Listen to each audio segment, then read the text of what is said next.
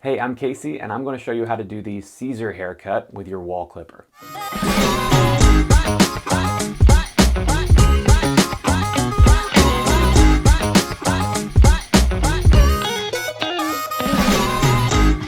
First, you're going to prep your clipper with clipper oil.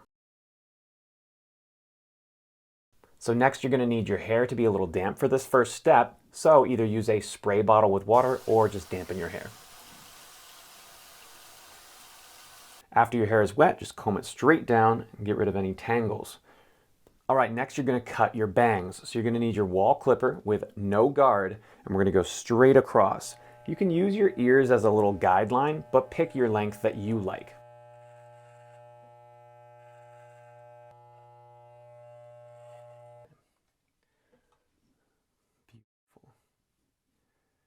All right, next I'm going to do the back of my neck, and I'm going to use a half guard on your clipper.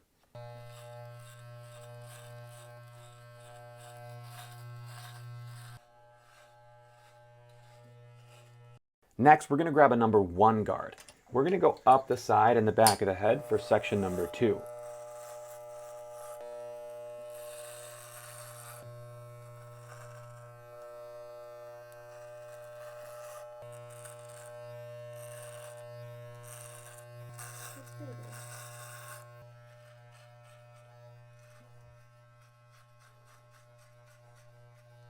For the next section, you need your 1.5 guard.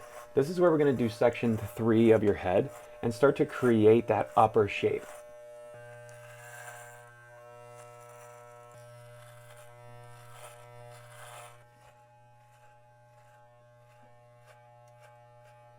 All right, so section 4 is the top of your head. Now you have options here.